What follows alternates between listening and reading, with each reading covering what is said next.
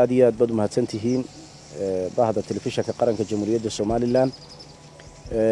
run ahaantii waxa aan rabay inaan kalimaad kooban aan ka idhaahdo hadal uu maanta jeediyay Cabdiraxmaan Maxamed Cabdilaahi Cirro gudoomiyihii hore golaha wakiilada jamhuuriyadda Somaliland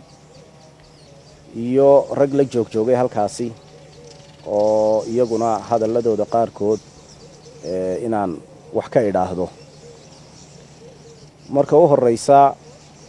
waxaan shacbiga jamhuuriyadda Somaliland aan la wadaagayaa guud ahaan qaranka jamhuuriyadda Somaliland waa mid nabdoon shacbiga jamhuuriyadda Somalilandna ay u hoggaansan yihiin ixtiraamka iyo qadarinta qarannimada jamhuuriyadda Somaliland iyo shuruucda dalka u taala Cabdiraxmaan maanta wuxuu ka hadlay dhacdo ka dhacday degmada Baki oo kamida gobolka Awdal dhacdadaasi waxa lagu dhaawacay oo halkaasi hawlgal ciidan oo nabadgelyo loogu geystay in rasaas lala beegsado oo maanta cisbitaalka caasimadda Hargeysa u yaala taliye ku-xigeenkii qaybta booliiska ee gobolka Awdal marka u horeysa Ilaahay baan subxaanahu wa ta'ala ka rajaynayaa inuu Ilaahay caafimaad sareecana siiyo Ilaahay ku caafiyo fadliga bisha barakeysan ee Ramadaan iyo isaga oo gudanayay waajibaadkii qaranka jamhuuriyadda Somaliland oo xil saarnaa isagoo labisan haybadii ciidannimo qaba hawlgal qaran wada halkaasi lagu toogtay waxaan marka u horeysa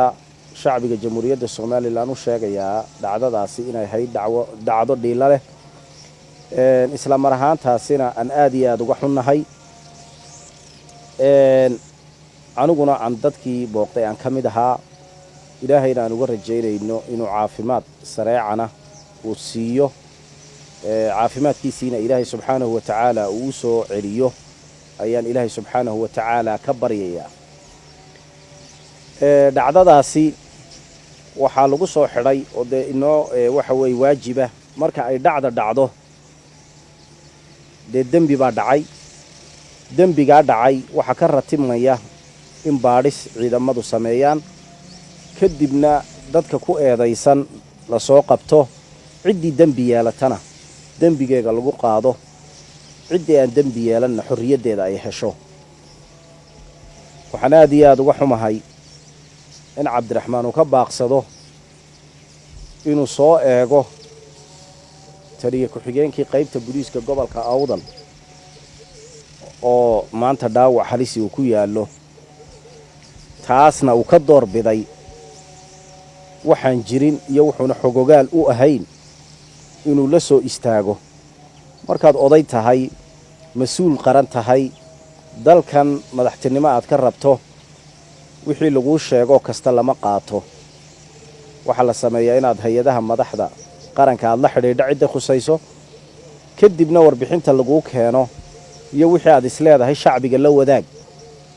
aad markaa ka samayso warmurtiyeed dadkana aad la wadaagto nasiib darrase waxaanad xogogaal u ahayn degmooyinka uu ka kooban yahay gobolka Awdal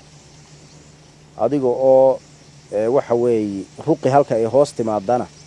aydaan sixi karayn adii Cabdilaahi Kucukuse isla mar ahaantaasina aad garan weydaan degmada Baki iyo deegaanada hoos yimaada aad iyo aad baan horta uga xumahay waxaan say sheegayaa dadka xidhani wadad eedaysan oo ku eedaysan waxa weey dambiye dhacay qaarkood wadad reer Somaliland oo Somaliland u dhashay deegaankaana ka soo jeeda qiimo weynna dhismaha qaranka jamhuuriyadda Somaliland ku leh laakiinse haddii ay maanta gobolka Awdal ku xidhan yihiin iyo haday gobolka caasimadda Maroodijeex ku xidhan yihiin wax u dhaxeeyay ma jirto qaranka jamhuuriyadda Somaliland waa hal mid xabsiyadiisuna waa hal mid booliiskiisuna waa hal mid ciidamadiisa kala duwanna waa hal mid hal magac baan loogu yeeraa waa ciidanka qaranka jamhuuriyadda Somaliland iyo xabsiyada jamhuuriyadda Somaliland iyo saldhigyada jamhuuriyadda Somaliland war shalay ayaad u kala abtirinayseen dadkii masiibada ku dhacday ee suuqa waaheen shalay ayaad warbaahinta u kala abtirinayseen maanta ayaad shacbigii haddana deegaanada Somaliland adigu kala abtirinaysay aad iyo aad baan uga xumahay in xisbiga wadana gabalkiisu sii dhacayay uu maalin kasta la soo istaago wax aan ummadda Somaliland aanu cuntamin adiga oo odaya oo gudoomiye golo wakiil ahaa inaad maanta ku horreyn weydo sarkaal ciidanka booliiska kamid ah oo loo geystay dil oo maanta qof kasto dul tagay argagaxaya xabadaha ku yaala iyo sida waxa way rasaasta loola dhacay inaad ka doorbido oo istiraas siyaasad baa ku jirta in xukuumadda iyo bulshada gobolka Awdal ama bulshada degmada Baki inaad naxli kala dhex dhigto maalinta gobolka Awdal Cabdiraxmaan kaaga baahnaayeen hiilamaadka wuxuu ahaa maalinta gudoomiyaha golaha wakiilada ahayd ee aad shir gudoominaysay shirkii mudanayaasha 13 gobolka Awdal ay ku dalbanayeen in arinta waxa way kuraasta baarlamaanka hoos loo eego oo ay mooshin keeneen oo adiga oo gudoomiye aad banaanka uga baxday maalintaas hiilimaad kaaga baahnaayeen maanta hiilimaad kaaga ma baahna waxa joogtay xukuumadda ku kalsoon yihiin oo jiibtiya jaanta isla heleen oo horumar ku suntan oo wada jirka ummadda ku suntan oo ku suntan in shacbiga jamhuuriyadda Somaliland guud ahaan hal mid yahay cidninkii uu kala abtirinaya isaga u taala waxaase kugula talinaya dhacdadaasi dhacdo wax laga dhex raadiyo maaha soo booqo sarkaalka ciidan waxa weeye hawlgalka qaran ku dhaawacmay iyada oo bariyahanba xisbigaaga